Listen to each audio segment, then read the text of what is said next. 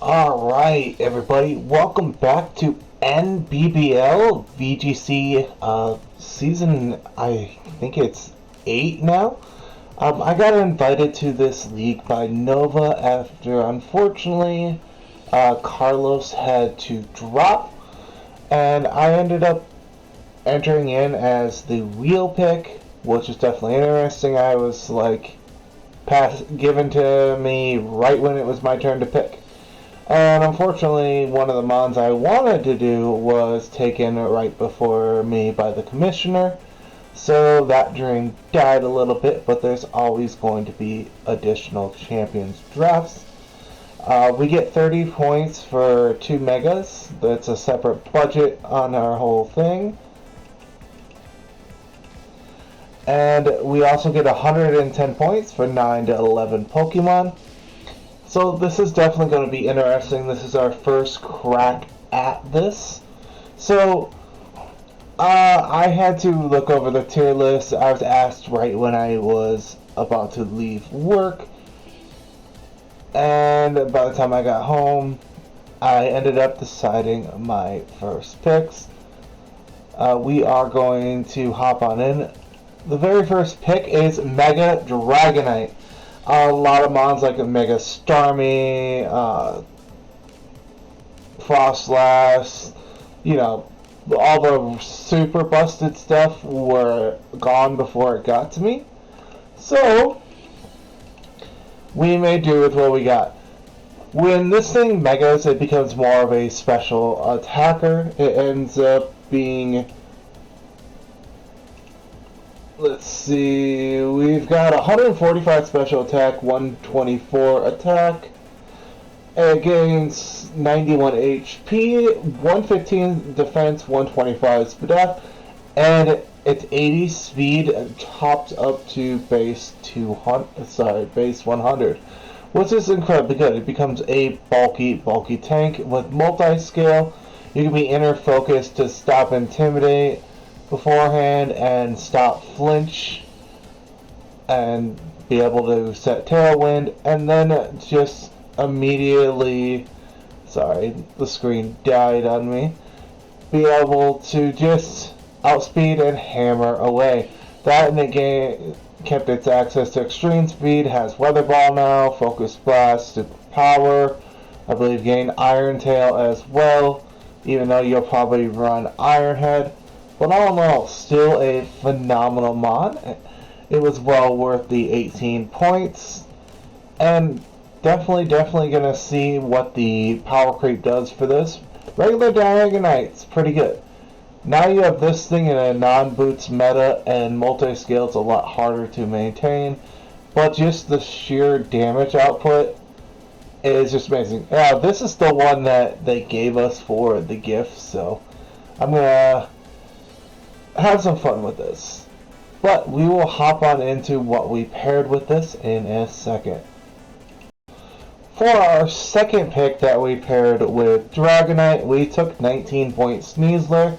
Let's get the second fastest fake out mod in the game, outside of Weavile, and just be able to hammer things with close combat. Dire Claw even gets access to quick attack and feint. Gets access to quick guard as well, I believe. 1 second. Does it get quick guard? Yes, it does. It gets quick guard, which is incredibly good. This thing gets access to... where was it? This even gets access to taunt to stop opposing trick room setters. All in all, an incredibly good mod. And let's see, I can't remember Sneasler's stats off the top of my head. 130 attack and 120 speed with 80 HP, and then somewhat decent bulk, more Spadef bulky. Mod can be incredibly good. Unfortunately, Dire Claw got nerfed. Instead of a 50% chance to cause its status ailment, it is now a whopping 30%. But if you pair it with Poison Touch, that's a 30 on top of a 30. So that doubles the chances. It also gets access to Burden still as well. And we got Pressure. We can make our opponents use their PP much faster, which is incredibly good in a format where recovery got nerfed to, I believe it's 8 PP max, or I think 5 for rest and over, and I don't think there's a way to adjust any PP, so it's automatically going to be set to its max. Like since close combat with PP up all the way is 8 when it's originally 5. So that's definitely going to be interesting. Oh, I'm adamant on this one. But then again, these are all Pokemon I got from home. And we are going to roll with Sneasler, and we are going to hop on into the next mon. Alright. A day goes by, and it comes back to me again, and we decided, well, we need a ground type, we want a dark type, we wanted to intimidate mon, so we ended up picking up Crocodile, which is definitely a decent mon with 92 speed, but this thing also has a nice little hefty 117 attack stat, and decent bulk, and it's got 95 HP. It's got more HP than the Dragonite, which is definitely interesting. But what makes this thing a sell is it's got Anger Point, and it also has access to Moxie. It can be a damage spiral if I start collecting KOs and just hammer away, especially inside of Tailwind. This even has, it maintained Scale Shot. I have not checked to see if it maintained Bulk Up, but it still gets Rest, gets Iron Tail now, gets Iron Head now, so you don't have to rely on Gunk Shot to hit fairies, which is incredibly good. I will take that. That's a nice buff. That is a nice. I said that enough. But for 13 points, this is a definitely cheap. I was between this and Hippowdon. I am still between this and Hippowdon. But if I go Hippowdon, I'm tempted to pick up Lycanroc Day just so I can have Sand. But we'll see how that goes when the time comes. But all in all, it's still a phenomenal mon. This isn't my first rodeo with Crocodile. In SV, it's very fun. I have had quite a few sleeps with a Terra Captain, but this is just the base form. But, hey, we're about to have a cranky good time. One of my favorite water types of all time is what I decided to draft next, and it's incredibly cheap. We got a Azumarill for 10 points. Sap Sipper, Thick Fat, and Huge Power are just absolutely disgusting. Granted, this thing is more explosive when it comes to singles because there realistically is an answer to stop the belly drum. But in VGC, this also can be a huge threat. Especially if you get the belly drum off, or if you're running like a slow offensive version of it in Trick Room. Just hits hard. Then Aqua Jet allows you to pick off a lot of things. And this thing is just like a little bulky tank. It's got 100 HP, 80 in both defenses, and then 100 base 100 attack technically, even though that 50 is there. So it'll double the base power, and then it does a multiplier with its stab, which is incredibly good. It gained, kept Superpower, kept Bulldoze, kept Knockoff, kept Trailblaze. So you can run a Trailblaze setup set, go over the top of your opponents, which is incredibly good. But being able to remove an entire weakness with Sap Sipper is just amazing. Being able to pick off things with Jet's amazing. Knock off taking items. I believe I get Whirlpool as well. I believe it's got access to quite a few of my mons get Whirlpool. I can't remember if this thing gets Haze, but we'll look into that later on. But hey, Oz is going to be an incredibly fun mon, and I can't wait to use it. Alright, let's hop on into the next pairing that I get a day later. Alright, It's the next day again, and we ended up getting Snorlax. You see a common theme here. We have Mega Dragonite that's times 4 weak to ice. We have 2 thick fat mons, which is just absolutely insane. And I believe I get access to Gluttony as well, and immunity, so I can't be poisoned. And Gluttony allows me to eat my berries sooner, which is absolutely amazing. Say I wanted to run a attack boosting berry if it was in the game, I can Trick Room, eat a hit, get my attack up that way, and be sitting pretty. But unfortunately, the stat raise berries aren't in the game yet. We have a limited amount of items in this. So we also have Belly Drum on this to pair with Trick Room. We have a wide move pool of coverage. Earthquake, Body Slam, Thunder Punch, Ice Punch, Fire Punch, Gunk Shot, Heavy Slam, Heat Crash, you name it. We can functionally just take out things the way we need to, and I believe we even get access to Brick Break, as well as Curse and Body Press. Which is funny, because I think this kept Body Press, but our Chaladon lost it, which is hilarious. But Big Bertha's here to claim names. I have quite a few other Snorlaxes that are definitely interesting. Unfortunately, without the berry, you can't really run or weakness policy, you can't run the random mixed attacking Snorlax, which I miss. But we'll make do. And we will hop on into its partner. Another good Mon that was there with the 10-point tier, like Snorlax and Azu was Sableye. Sableye lost nothing. It still has Fake Out. It still has Quash. It still has both screens, Will-O-Wisp, T-Wave, Sunny Day, Rain Dance, access to Bulk Up now, access to Calm Mind, Knock Off, Sucker Punch, Shadow Sneak, access to Poltergeist. It literally is the same Sableye that it was before, with access to Prankster as well as Stall and Kenai, but you're mainly going to be running Prankster.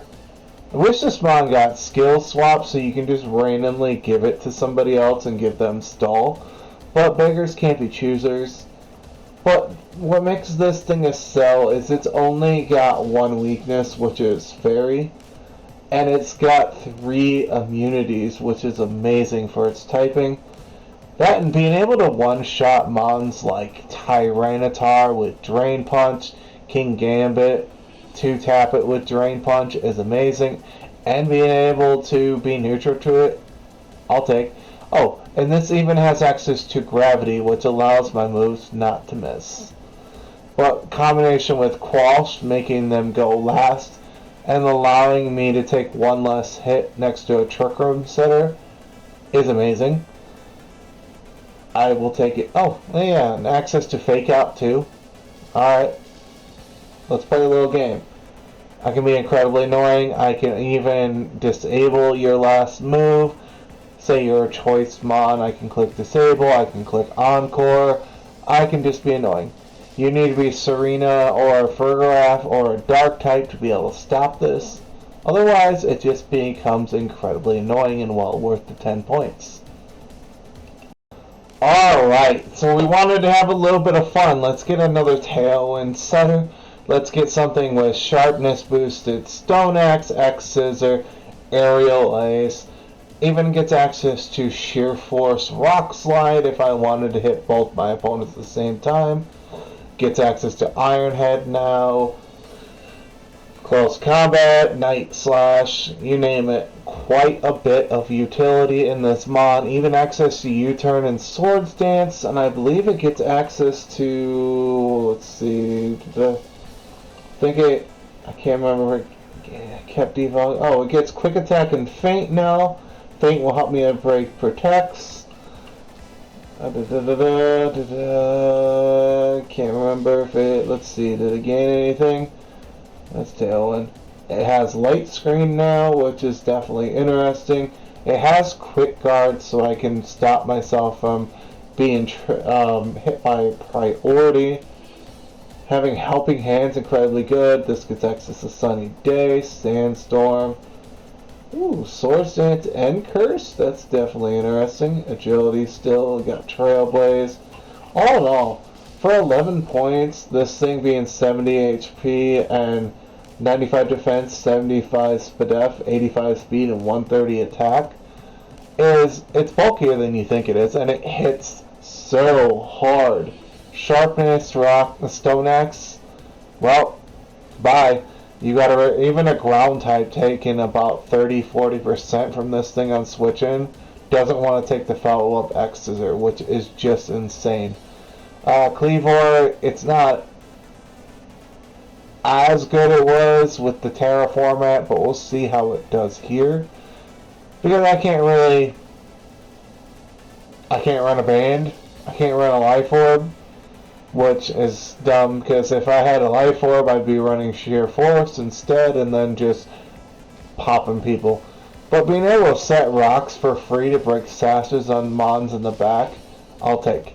That and being able to U-turn, pivot out, bug bite away their berries, it's just nice.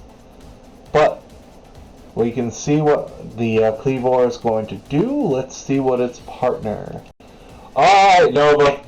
Until you take this thing away from me and access to Quick Draw and Quick Claw, I will run this. I don't care.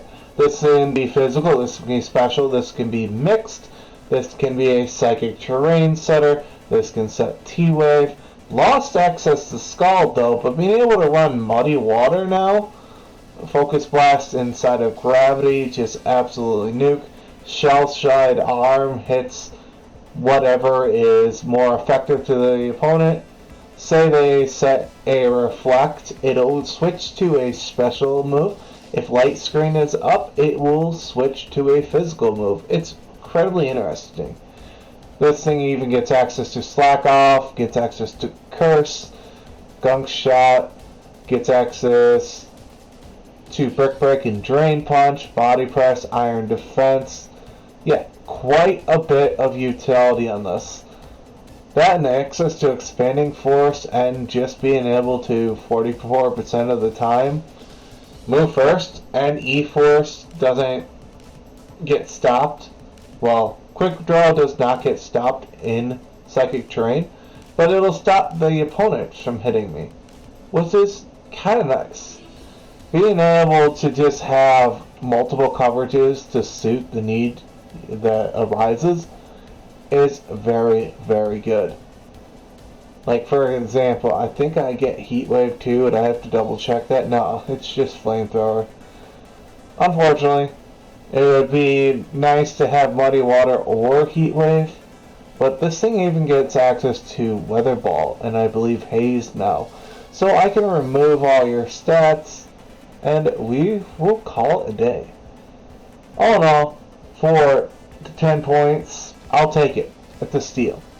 Having another Trick Room setter to go with one of my later mons, especially with how weird my team's going to range. I can say it now, my fastest mon is 120 speed. We'll leave it at that, and that is the Sneasler. Nothing will be faster than that. And I also will have mons that are around the same speed as the Slowbro. But we are going to hop on into the last two Pokemon. Alright, for 5 points we got our second Mega. We decided to go with Mega Aggron. This big, beefy boy is just interesting. Its ability turns into Filter and it becomes a pure Steel type, meaning it's only weak to ground, fighting, and fire after that. So it sheds, well, Steel and Rock has so many weaknesses. You got water, you have fighting, well, you have ground. Let's see, Steel and Rock, well, it's not as bad. It's neutral to a lot of things, but it has a huge glaring weakness to Rock and fighting. But being pure steel with access to filter to take less damage is just ridiculous. This thing's 140 attack, 230 defense, with access to body press. This thing has body press, but our Chalodon does not. And then it's got 80 SPDF and 50 speed when it Mega Evolves. So this still can be a Trick Room run, but I would have to run like Adamant Nature or Brave Nature to make it slower than most things. But that's fine. We can account for it in the long run. But although it's more bulky than you think it is, even special attacks don't hit this thing incredibly hard. But it will not take like a Focus Blast or an Earth Power well if it's an incredibly offensive mod. But we'll see how that goes. But for 5 points, just to fuck around and find out with a literal Hell Demon, which I can't unsee with the horns and the armor. I'll see Shogun Samurai crossed with the Digimon, but that's another story. Brutus here is going to have some fun. I have several other Agrons on Sword and Shield where this came from, so we're definitely going to fuck around and find out. And we'll hop on into our last mon. Alright, for our final mon of the draft, we got 4-point Aromatisse. This gets interesting. Aurora Veil kind of got a slight buff. This stops Disable, this stops Encore, this stops Taunts. This stops Psychic Noise from preventing my mons from healing, which is incredibly interesting. This even stops Cursed Body, which is insane. Like, say Gengar tries to take my Psychic away after I kill it with Cursed Body, it'll just say, no, I'm not, you can't deny my move. Okay. Alright. Okay, and I believe it. I'm not sure if it's in the game, but this also blocks Grudge. Grudge is a move if you use it before your opponent attacks you with a move and it kills it. It removes the entire PP from the move that took it down, which is definitely interesting. This gets Trick Room, this has Ally Switch now, this has Healing Wish, this has Heal Pulse, this has Wish. It's definitely an interesting mon. And besides the Realm of Fake Out, it really only has to worry about Steel and Poison types trying to nuke it, and it's just incredibly bulky. For a pure fairy with 101 HP, 89 SPDF, 72 defense, and 99 special attack, it's definitely interesting. It just sponges. For some god-awful reason, this thing is a sponge, allowing it to get Trick Room off as long as it's able to, which I'll take. Granted, once Covert Cloak comes back in the game, this thing's going to be more viable as a Trick Room setter, but beggars can't be choosers. We just have to use the items we have available now. This is the main, one of the two, well, I would say 3 main support. We got Glowbro, we got Sableye, and we got this guy. Well, girl, Aroma Bussy. Because she's a little busted. You can't look at that face and not see. Well, she's built like a bust too, so yeah, that explains the name. Yeah, I have a lot of interest. This is back from the Sword and Shield day where people used to like combine funny stuff with names. So yeah, this one's really ancient. But anyways, that is the team. Hopefully you guys enjoy, and we look forward to week number 1 where we finally get to play Daria. I'm excited. They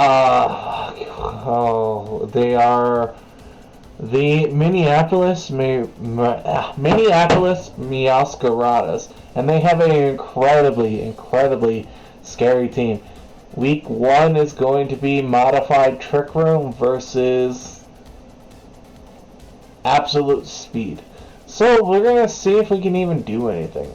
And I say Absolute Speed without revealing their team. But anyways, like and subscribe if you haven't, and enjoy. I will catch you guys later. Have a good day.